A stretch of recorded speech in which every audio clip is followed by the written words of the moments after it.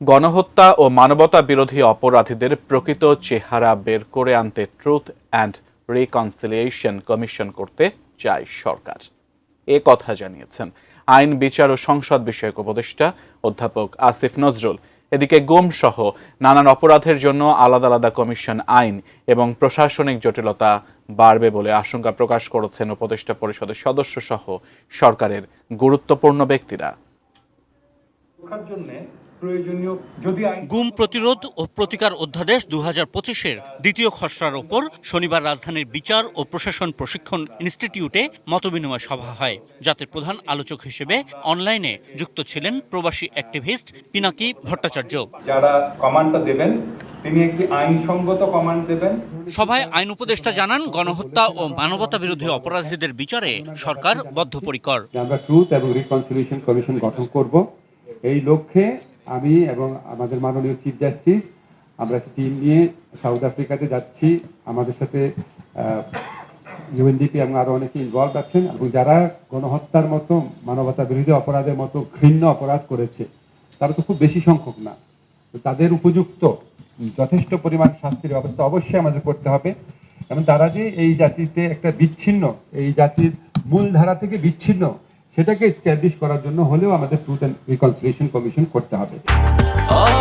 Breakfast, tiffin কিংবা snack টাইমে মজাদার আয়োজন মানে অল টাইম ব্রেড। এদিকে অন্তর্বর্তী সরকারের দুই উপদেষ্টা অ্যাটর্নি জেনারেল, আন্তর্জাতিক অপরাধ ট্রাইব্যুনালের চিফ প্রসিকিউটর কাঠামোগত জটিলতা এড়িয়ে আইনের সংশোধনের পরামর্শ দেন। যে প্রত্যেক জেলায় জেলায় আমাদের একটা করে ট্রাইব্যুনাল থাকবে এবং আমাদের একটা কমিশন থাকবে আলাদা। এইটা কি আমাদের নিয়তি হয়ে গেল যে একটা ফুল ফ্লেজেড কমিশন রাখতে হবে আমাদেরকে, সে সব সময় বসে বসে গুমের ঘটনাগুলো ঘটবে?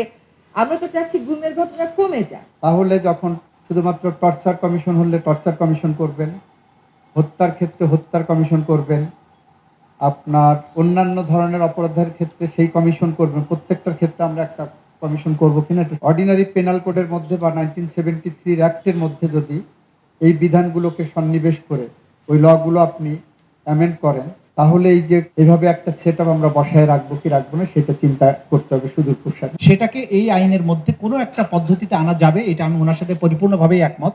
এইটাকে এই অপরাধের মধ্যে নিয়ে এসে এইটার বিচারটাও এই কমিশন, এই আইনের অধীনে করা যায় কিনা বা করা যাবে, এটা আমি বিশ্বাস করি। গুম কমিশন আদৌ করা সম্ভব হবে কিনা তা নিয়ে শঙ্কা প্রকাশ করেন বিশিষ্টজনেরা। গুমের আইন নিয়ে আপনি কোনো চেষ্টা করা, আইন করবার চেষ্টা করতে গেলে আপনি যে বাধাটা পাবেন, কোথা থেকে বাধা পাবেন এটা আপনাকে ভালো করে বুঝেন। আপনি এই আইন কখনোই এটাকে আপনি কার্যকর করতে এমনকি এটা আনতে পারবেন না। ফলে আমার আশিকুর রহমান অপু, এটিএন নিউজ, ঢাকা।